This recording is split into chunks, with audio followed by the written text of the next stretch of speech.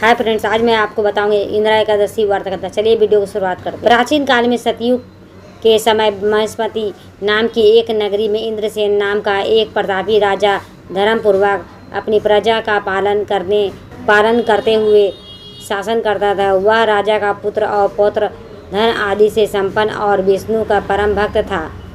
एक दिन जब राजा सुखपूर्वक अपनी सभा में बैठा था तो आकाश मार्ग से महर्षि नारद उतरकर उसकी सभा में आए।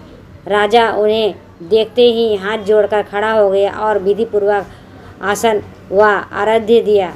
सुख से बैठकर मुनि ने राजा से पूछा कि हे राजन, आपके सातों अंग कुशल पूर्वक तो है, तुम्हारी बुद्धि धर्म में और तुम्हारा मन विष्णु भक्ति में तो रहता है। देवर्षि नारद की ऐसी बातें सुनकर राजा ने कहा, महर्षि, आपकी कृपा से मेरे राज्य में सब कुशल है था।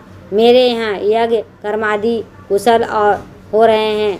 आपकी कृपा करके मुझे आगमन का कारण कहिए। तब महर्षि कहने लगे कि हे राजन, आप आश्चर्य देने वाले मेरे वचनों को सुनो। मैं एक समय ब्रह्मलोक में यमलोक को गया और श्रद्धापूर्वक यमराज की पूजित होकर मैंने धर्मशिला और सत्यवान धर्मराज की प्रशंसा की है। उसी यमराज की सभा में महान ज्ञानी और धर्मात्मा तुम्हारे पिता को एकादशी का व्रत भंग होने के कारण देखा। उन्होंने संदेशा दिया, सो मैं तुम्हें कहता हूँ।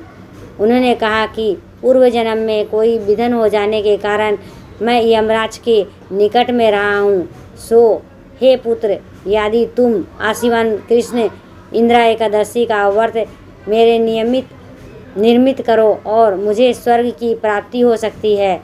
इतना कहकर राजा कहने लगा, हे महर्षि, आप इस व्रत की विधि मुझे कहिए। नारद जी कहने लगे, आश्विन मास की कृष्ण पक्ष की दशमी के दिन प्रातःकाल श्रद्धापूर्वक स्नादि से निर्मित होकर पुनः दोपहर को नदी आदि में जाकर स्नान करे और फिर श्रद्धापूर्वक पितरों का श्राद्ध करे और एक बार भोजन करे। प्रातःकाल होने पर एकादशी के दिन दातुन आदि करके स्नान करे। फिर व्रत के नियमों को भक्तिपूर्वक ग्रहण करता हुआ प्रतिज्ञा करे कि मैं आज संपूर्ण भोगों को त्याग कर निराहार एकादशी का व्रत करूँगा।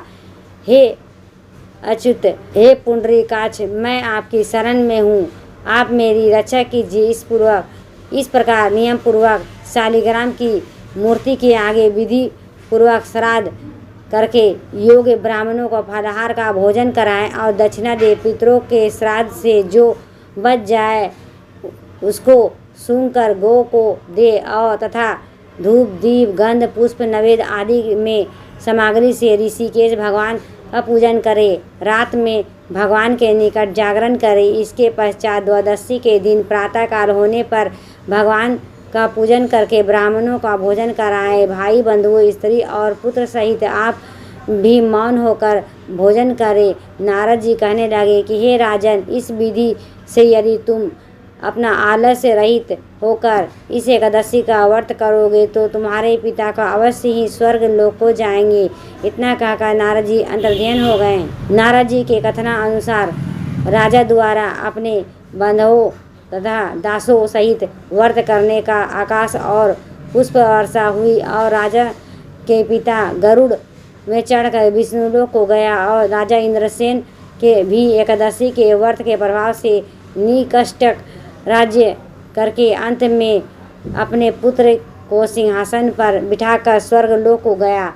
इसके पढ़ने और सुनने से मनुष्य के सभी पाप नष्ट हो जाते हैं और इस प्रकार भोगों को भोग कर वैकुंठ को प्राप्त होते हैं। दोस्तों, ये वीडियो आपकी कैसी लगी? लाइक करें, सब्सक्राइब करें, बेल वाला आइकन को ऑल में प्रेस करें ताकि इस तरह का लेटेस्ट वीडियो रोजाना मिल सके। Bye friends.